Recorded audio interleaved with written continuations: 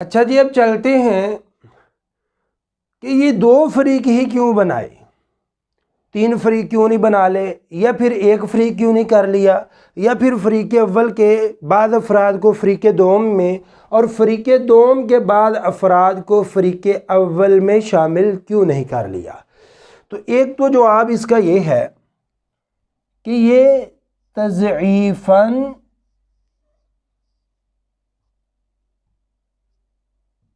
اور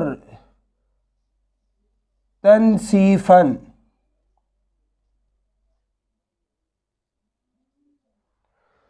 تضعیفاً کا مطلب یہ ہوتا ہے کہ ایک دوسرے کا دگنا ہے، اور تنصیفاً کا مطلب ہوتا ہے ایک دوسرے کا نصف ہے۔ مثال کے طور پر سمن کا دگنا ربع ہے اور ربع کا دگنا نصف ہے، نصف کا آدھا ربع ہے اور ربع کا آدھا سمن ہے۔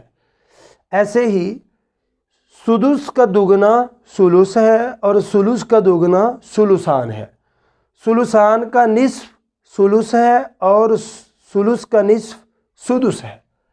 ایک تو وجہ اور سبب یہ ہے کہ یہ 2 فریق ایسے ہی بنتے ہیں، اور دوسرا سبب یہ ہے کہ سمن کا اقل مخرج 8 سے، جو سمن کا اقل مخرج ہے 8، فریق اول کا جو سمن ہے اس کا اقل مخرج 8، اس سے ربع اور نصف کا اخراج تو ممکن ہے، یعنی نصف بھی 8 سے نکل سکتا ہے اور ربع بھی نکل سکتا ہے، لیکن برعکس ثلثان ثلث اور سدس 8 سے نہیں نکل سکتے۔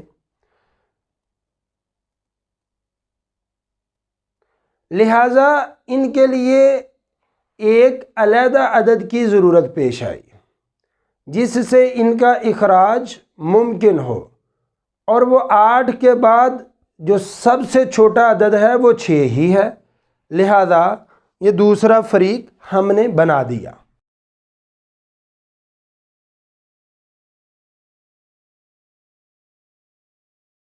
امید کرتا ہوں آپ کو میرا یہ لیکچر پسند آیا ہوگا۔ اگر آپ کو لیکچر پسند آئے تو آپ اس کو لائک کریں، زیادہ سے زیادہ شیئر کریں۔ اگر آپ چینل پر نیو ہیں تو میرے چینل کو سبسکرائب ضرور کریں اور بیل آئیکن کا بٹن دبانا نہ بھولیے تاکہ ہر آنے والی نئی ویڈیو آپ تک پہنچ سکے۔ السلام علیکم ورحمۃ اللہ وبرکاتہ۔